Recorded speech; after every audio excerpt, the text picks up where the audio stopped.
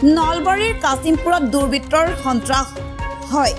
নলবাৰী জিলাৰ কাছিমপুৰ গাঁৱৰ বায়ন চুবুৰীত অচিনাকি দুৰ্বৃত্তৰ সন্ত্ৰাসত টোপনি নহা হৈছে গাঁৱৰ ৰাইজৰ। যোৱা নিশা অৰ্থাৎ বুধবাৰে নিশা দুৰ্বৃত্তই বায়ন চুবুৰীৰ প্ৰায় ২০-২২ ঘৰ লোকৰ ঘৰত সংঘটিত কৰিলে বিদ্যুতৰ মিটাৰৰ পৰা তাঁৰ কাটি সন্ত্ৰাসৰ সৃষ্টি কৰিছে সমগ্ৰ অঞ্চলটোত। আৰু অৱশেষত আজি বিদ্যুৎ বিভাগৰ কৰ্মী আহি পুনৰ বিদ্যুৎ যোগান ধৰে। গাঁৱৰ ৰাইজে কোৱা মতে এই ক্ষেত্ৰত প্ৰশাসনকো অৱগত কৰা বুলি জনায়। চাওক সবিশেষ।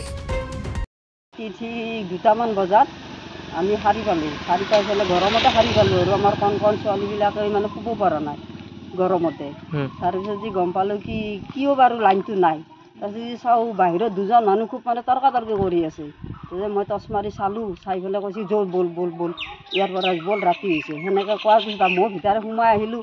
তাৰপিছত ভাবিছোঁ কি লাইনে নাই, লাইনমেনে লাইন কাটি থৈছে ভাবিলোঁ।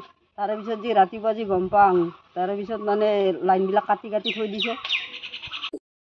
কালি যোৱা ৰাতি বায়ন চুবুৰীৰ গাঁও এই দুৰ্বৃত্তই লাইনৰ ঘৰতে মিটাৰৰ তলেদি ঘেঁচাক ঘেঁচাক কৰি কাটি দিছে। আমি গম পোৱা নাই, ৰাতিপুৱাই উঠি আমি এই কথাটো জানো। যাই পেলাই আমি আমাৰ অফিচৰ চিটি বৰ্ডক জনাইছোঁ আৰু পুলিচ প্ৰশাসনক নলবাৰী সদৰ থানাত জনাইছোঁ। ইয়াৰ বিহিত ব্যৱস্থা লয় যে মহোদয় নমস্কাৰ কৰিছোঁ। এইটো আৰু সিমান নাজানো, ৰাতি আৰু কোনোবাই কাটিছে আৰু কি ধৰিম আৰু মুঠতে কাটাটোহে আমি আৰু পুৱা ৰাতিপুৱা উঠি দেখা পাইছোঁ।